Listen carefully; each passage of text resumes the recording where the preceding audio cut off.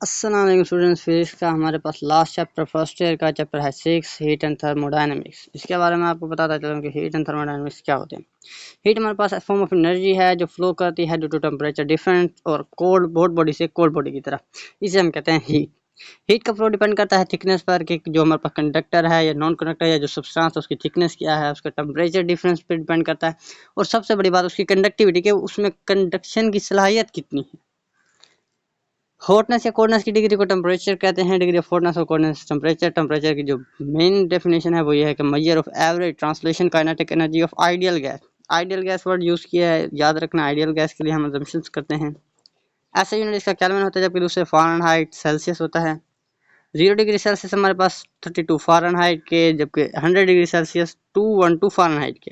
और ये तो टेम्परेचर मैंने इसलिए लिखा है क्योंकि वाटर के बॉइलिंग और हमारे पास क्या है, फ्रीजिंग पॉइंट।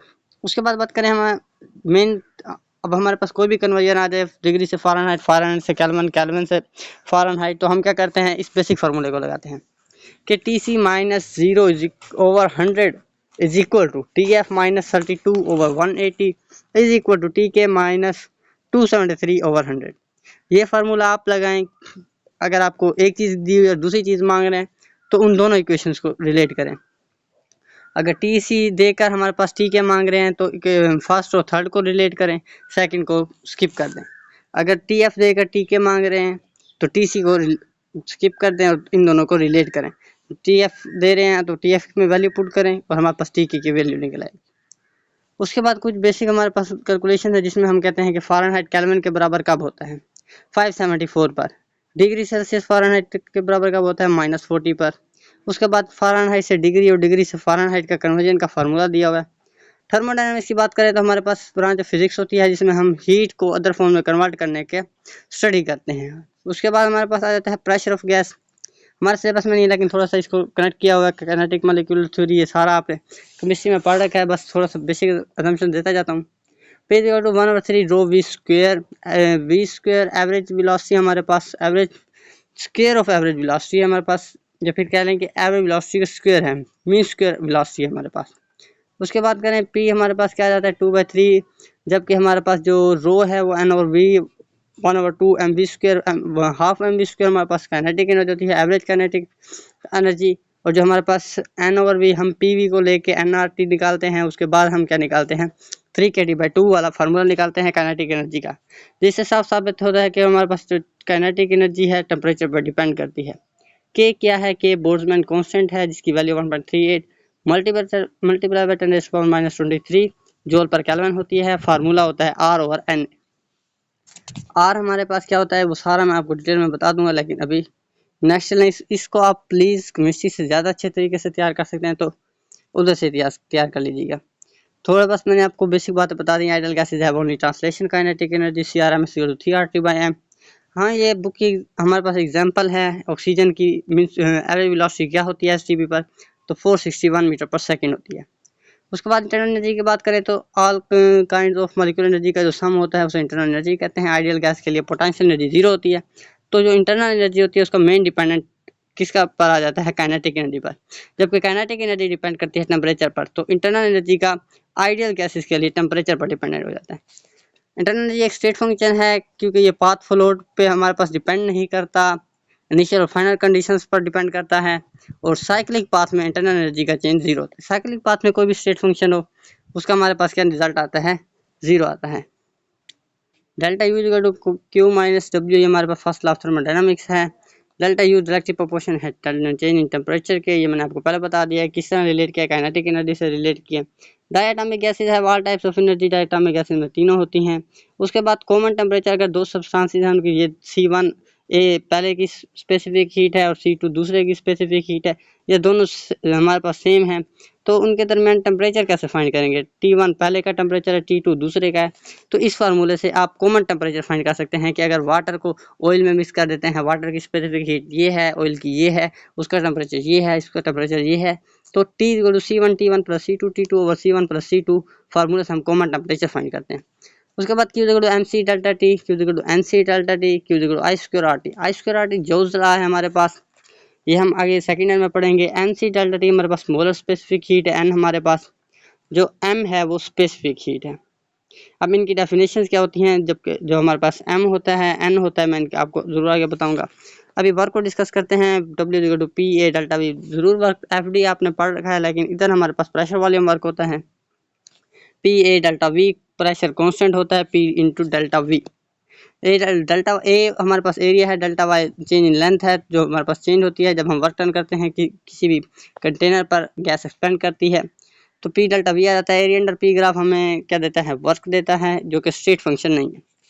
वर्क हमारे पास स्टेट फंक्शन नहीं है। साइक्लिक प्रोसेस में हर स्टेट फंक्शन जीरो होता है, लेकिन वर्क जीरो नहीं होता क्योंकि वर्क स्टेट फंक्शन है। वर्क क्लॉकवाइज साइकिल के लिए कोई भी डायग्राम आ जाए, क्लॉकवाइज साइकिल के लिए पॉजिटिव होगा और एंटी क्लॉकवाइज साइकिल के लिए नेगेटिव होगा। और हम किसी भी पीवी डायग्राम से वर्क को कैलकुलेट कर सकते हैं। आइसोकोरिक प्रोसेस की बात करें तो उसमें डेल्टा वी जीरो होता है, इस वजह से वर्क डन भी जीरो होता है। एक्सटेंशन जब वर्क डन बाय सिस्टम को पॉजिटिव वर्क कहते हैं, जबकि कंप्रेशन जब वर्क डन ऑन सिस्टम, जब भी वर्क डन सिस्टम पर करते हैं तो वो कंप्रेस हो जाती है, उसे नेगेटिव वर्क कहते हैं। उसके बाद आ जाता है हमारे पास आइसोथर्मल प्रोसेस। एडियाबैटिक आइसोथर्म हमारे पास गिवन है डायग्राम में, जो एडियाबैटिक है वो भी गिवन है। एडियाबैटिक कर्व हमारे पास ज़्यादा हमारे पास स्लोप में होता है, जबकि जो हमारे पास आइसोथर्मिक होता है वो लेस स्लोप में होता है। आइसोथर्मल प्रोसेस की बात करें तो ये कांस्टेंट टेम्परेचर पर होता है। आइसोथर्मल प्रोसेस स्लो प्रोसेस है हीट की ट्रांसफर के लिए। Slope of adiabatic process is higher, ये मैंने अभी आपको बताया है कि आइसोथर्मिक प्रोसेस से ज़्यादा हायर होती है। Temperature increase in adiabatic compression, adiabatic compression और आइसोबैरिक एक्सपेंशन, इन दोनों में टेम्परेचर इंक्रीज होता है। आइसोथर्मल की बात नहीं कर, आइसोथर्मल में टेम्परेचर सेम रहता है। दो प्रोसेस हैं, एडियाबैटिक कंप्रेशन और आइसोबैरिक एक्सपेंशन में टेम्परेचर इंक्रीज होता है। टेम्परेचर इंक्रीज का मतलब है इंटरनल एनर्जी इंक्रीज होती है, और टेम्परेचर डिक्रीज होता है एडियाबैटिक एक्सपेंशन और आइसोबैरिक कंप्रेशन पर। टेम्परेचर डिक्रीज कब होता है, एडियाबैटिक एक्सपेंशन और आइसोबैरिक कंप्रेशन में। ये हमारे पास टेम्परेचर से मुराद हम इंटरनल एनर्जी भी रिलेट कर सकते हैं। उसके बाद हमारे पास वैल्यू दी गई है CP, CV और गैमा की। ये बहुत अच्छे तरीके से याद कर लीजिए कि CP की वैल्यू 5/2 और डायटोमिक मोनोटोमिक गैस के लिए 7/2 आर और पॉलीटॉमिक के लिए 9/2 आर। ये बस याद रखिए, इनको याद करने का तरीका है CP और CV की, कि CP ज़्यादा होता है 5 से शुरू होगा, CV कम होता है 3 से शुरू होगा। CP हमेशा CV से ज़्यादा होता है, तो CP हमेशा 5 से शुरू होगा, CV 3 से शुरू होगा। नीचे सबके 2 आएगा, 5 के बाद 7 और ले जाएं, 5 7 9। मोनोटॉमिक से डायटोमिक की तरफ आए, 5 7 9। इस तरह CV को लें, 3 5 7 ओड में लें, 3 5 7, नीचे हमेशा 2 आएगा। ये CP और CV की वैल्यू है। अगर गैमा की वैल्यू निकालनी हो पहले तो याद कर लें, अगर याद नहीं आ रही आपको गैमा की वैल्यू तो CP ओवर CV कर लें। Gamma is equal to CP over CV। तो गैमा की वैल्यू हमारे पास मोनोटॉमिक गैस के लिए 5/3, डायटोमिक के लिए 7/5, जबकि पॉलीटॉमिक के लिए 9/7। 9/7 को 4/3 भी लिख सकते हैं। फ्रैक्शन में बात करें तो मोनोटॉमिक की वैल्यू 1.67, डायटोमिक की 1.4 और पॉलीटॉमिक की 1.29। वर्क डन हमारे पास नेसेसरी होता है हीट एंड थर्मोडायनामिक्स में, क्योंकि इससे हम इंटरनल एनर्जी को हीट को रिलेट करते हैं। उसके बाद बात करें हीट सिस्टम में दें तो पॉजिटिव हीट, अगर सिस्टम से बाहर आए तो नेगेटिव। फिजिक्स में जो टर्म्स हैं ये उल्टी दी हुई हैं केमिस्ट्री की निस्बत वर्क डन की, इस वजह से हैं कि जो हमारे पास पहला इंजन था वो था स्टीम इंजन। स्टीम इंजन में हम हीट देते थे, तो हीट देना हमारे पास पॉजिटिव है, और वर्क लेते थे मैकेनिकल वर्क, तो वो हमारे पास क्या है, पॉजिटिव है। तो इसी वजह से फिजिक्स में हम हीट इनटू द सिस्टम और work done by the system को पॉजिटिव लेते हैं, क्योंकि स्टीम इंजन में हम हीट देते थे और वर्क को लेते थे, work done by the system लेते थे। इस वजह से हम क्या करते हैं, हीट इनटू द सिस्टम और work done by the system को पॉजिटिव लेते हैं। फर्स्ट लॉ ऑफ थर्मोडायनामिक्स की हमारे पास ये इक्वेशन है पर Q equal to delta U plus W। उसके बाद हम आते हैं स्पेसिफिक हीट पर। It is independent of material. C हमारे पास स्पेसिफिक हीट होता है, unit joule per kilogram per kelvin होता है, या calorie per kilogram per kelvin. Calorie वाला यूनिट आपने बायो में पढ़ा हुआ है। कैलोरी क्या होता है कि amount of calorie absorb per to raise the temperature of 1 gram of substance through 1 kelvin. लेकिन अगर इसकी डेफिनेशन हम अपनी बुक में देखें तो हमारे पास ये होगी कि amount of energy required to raise the temperature of 1 kilogram of substance through 1 kelvin. तो फिर इसे से जाहिर करते हैं। वाटर के लिए इसकी value 4.2 kilo joule per kilogram per kelvin और 1 कैलोरी पर ग्राम पर केल्विन, या फिर 4200 joule per kilogram per kelvin. ये किलो और जूल में फ़र्क रखना है कि अगर किलो नहीं होगा तो 4200 होगा, अगर किलो होगा तो 4.2 होगा। उसके बाद सी हमारे पास C is equal to Q over N delta T की बात करें तो ये मोलर स्पेसिफिक हीट होती है। मोलर स्पेसिफिक हीट ये होती है कि it is amount of energy required to raise the temperature of 1 mole. उसमें था 1 किलोग्राम, इसमें है 1 mole of substance to 1 kelvin. उसमें अमाउंट ऑफ सब्सटेंस का यूनिट मैस वाला लिया हुआ था, जो मैस हम लेते हैं इसमें हमने अमाउंट ऑफ सब्सटेंस को लिया हुआ है। बाकी फार्मूला सेम है, बाकी सिंपल थिंग्स हैं, क्लियर हैं। उसके बाद Q equal to ML latent heat of fusion है और LV latent heat of vaporisation है। ये आपको बहुत सारे प्रोसेस में असेस करने में आपको कहते हैं कि अमाउंट ऑफ हीट कितनी रिक्वायर होगी कि 0 डिग्री सेल्सियस पर हमारे पास एक वाटर आइस है और उसको हमने कन्वर्ट करना है 100 degree Celsius boiling point water पर, तो उसके लिए कितनी हीट रिक्वायर होगी या डिफरेंट हमारे पास असम्पशंस होती हैं, तो उसके लिए 2 फार्मूले लगते हैं। उसके बाद सीपी की बात करें तो CP molar specific heat at constant pressure, इससे मुराद आइसोबैरिक प्रोसेस है। कांस्टेंट प्रेशर से मुराद आइसोबैरिक प्रोसेस। इसकी डेफिनेशन यूं कर सकते हैं कि amount of heat required to raise the temperature of 1 kilogram of substance to 1 kelvin at constant pressure, और अगर कांस्टेंट वॉल्यूम होगी तो उसकी जगह कांस्टेंट वॉल्यूम आ जाएगा, उसे आइसोकोरिक प्रोसेस कहते हैं। ये सीवी से जाहिर किया जाता है इसे। क्यूपी हमारे पास क्या होगा, हमारे पास होगा डेल्टा यू प्लस डब्ल्यू, जबकि जो हमारे पास क्या होगा क्यू वी क्या होगा, कांस्टेंट वॉल्यूम पे क्या होगा, क्यू वी हमारे पास डेल्टा यू के बराबर होगा। क्योंकि जो कांस्टेंट प्रेशर होता है उसमें जो हम हीट देते हैं उससे इंटरनल एनर्जी भी चेंज हो रही होती है और वर्क भी डन होता है, लेकिन जब कांस्टेंट वॉल्यूम होता है तो वर्क डन 0 हो जाता है क्योंकि डेल्टा भी 0 हो जाता है, वॉल्यूम कांस्टेंट होता है। तो इसमें हमारे पास सिर्फ और सिर्फ जितनी भी हीट देते हैं वो इंटरनल एनर्जी को चेंज करने में लग जाती है। इस वजह से हम कहते हैं कि क्यू पी हमेशा क्यू वी से ग्रेटर होता है। C P minus C V is equal to R. सिर्फ डेरिवेशन हमने नहीं करनी, इसकी डेरिवेशन पर नहीं जाना, सिर्फ हमें ये फार्मूला आता है, आर की वैल्यू आती है, वो R is equal to 8.314 joule per mole पर केल्विन। ऐसे यूनिट में हम इसकी वैल्यू याद करेंगे। Gamma C P over C V होता है, C P is equal to gamma C V, gamma adiabatic constant है। सी पी की बात करें तो सी पी हमारे पास gamma R over gamma minus 1, ये भी हम फाइंड कर सकते हैं कि अगर हमें सीपी की वैल्यू निकालनी है, हमें हमारे पास आर की वैल्यू दी हुई है या गैमा की वैल्यू दी हुई है, तो हम क्या कहते हैं गैमा आर और गैमा माइनस 1 सीपी की वैल्यू फाइंड कर सकते हैं। वैसे तो हमें गैमा की वैल्यू याद होनी चाहिए, लेकिन ये फार्मूला ज़रूरी है, ये भी आपको याद होना चाहिए। एक मिक्सचर है, उसके लिए गैमा की वैल्यू फाइंड करनी है, तो उसके लिए हम N1 CP1 plus N2 CP2 over N1 CV1 plus N2 CV2। जबकि हमारे पास मिक्सचर के लिए अगर सिर्फ CP की वैल्यू फाइंड करें तो N1 CP1 plus N2 CP2 over N1 plus N2, और अगर CV की वैल्यू फाइंड करें तो N1 CV1 plus N2 CV2 plus over N1 plus N2। ये हमारे पास specific heat internal energy conversion क्या होती है। हमारे पास इंटरनल एनर्जी कन्वर्जन से मुराद के अगर हमने हीट को इंटरनल एनर्जी में कन्वर्ट करना है तो हमें मोनोटॉमिक गैस की रिक्वायर होती है, जबकि अगर वर्क में कन्वर्ट करना होता है हमें हीट को तो पॉलीटॉमिक गैस की रिक्वायर होती है। एक्सपेंशन के लिए आप याद रखिएगा कि जो वर्क आइसोबैरिक प्रोसेस होता है वो सबसे ज़्यादा होता है एक्सपेंशन में, आइसोथर्मल हमेशा मिड में रहता है, जबकि उससे कम होता है एडियोबैटिक। लेकिन कंप्रेशन के लिए एडियोबैटिक वर्क ज़्यादा होता है, आइसोथर्मल कम होता है, दरमियान में फिर से मिड में, और आइसोबैरिक सबसे कम होता है।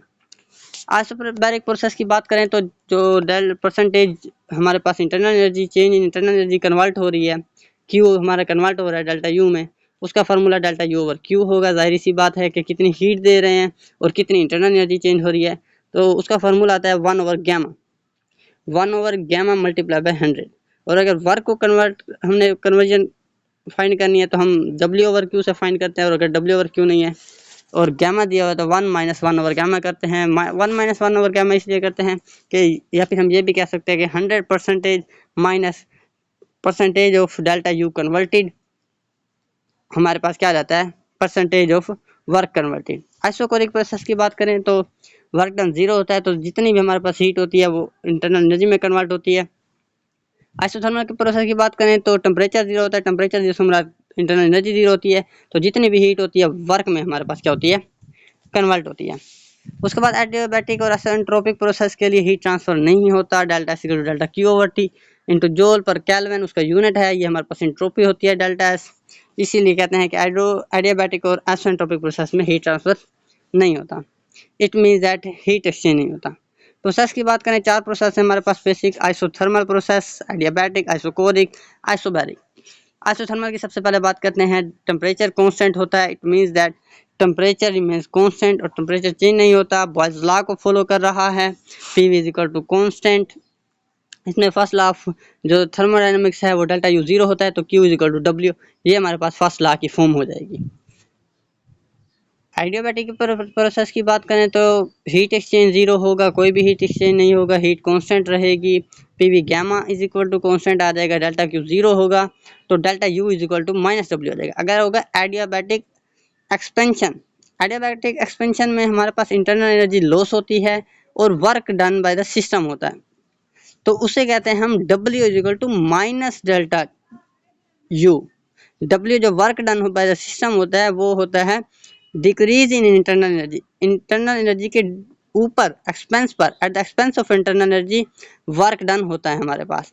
तो एडियाबैटिक एक्सपेंशन में एक ये फॉर्म नहीं होगी जो लिखी जा रही है, फॉर्म होगी W is equal to minus delta U। Adiabatic compression में हमारे पास ये फॉर्म होगी कि जो हमारे पास इंटरनल एनर्जी होगी वो इंक्रीज हो जाएगी, क्योंकि हमारे पास वर्क क्या होगा, नेगेटिव होगा, work done on the system होगा। आइसोकोरिक प्रोसेस की बात करें तो डेल्टा V0 होगा, P over T is equal to constant, pressure और टेम्परेचर का रिलेशन बन जाएगा। जब P डेल्टा V0 होगा तो इससे मुराद W0 होगा, W0 होगा तो इससे मुराद ये है कि जितनी भी हम हीट देंगे वो सारी की सारी इंटरनल एनर्जी को चेंज करने में लग जाएगी। फर्स्ट लॉ ऑफ थर्मोडायनेमिक्स की फॉर्म ये आ जाएगी। आइसोबैरिक प्रोसेस की बात करें तो उसमें प्रेशर कांस्टेंट होगा, V over T is equal to constant. जब प्रेशर कांस्टेंट होता है तो हमारे पास चार्ल्स लॉ आ जाता है, तो इससे मुराद यह है कि आइसोबैरिक प्रोसेस में हमारे पास चार्ल्स लॉ फॉलो होता है, आइसोथर्मल प्रोसेस में हमारे पास बॉयल्स लॉ फॉलो होता है। आइसोबैरिक प्रोसेस के आगे हम फर्स्ट लॉ फॉर्म देखें तो डेल्टा W हमारे पास P इंटू डेल्टा V हो जाता है, जबकि जो हीट हम देते हैं वो internal energy change plus work done by system हो जाता है। और इसी के साथ हमारा लेक्चर खत्म हुआ आज के लिए। अल्लाह हाफिज़, फिर मिलेंगे सेकंड ईयर के साथ इंशाअल्लाह। अल्लाह हाफिज़।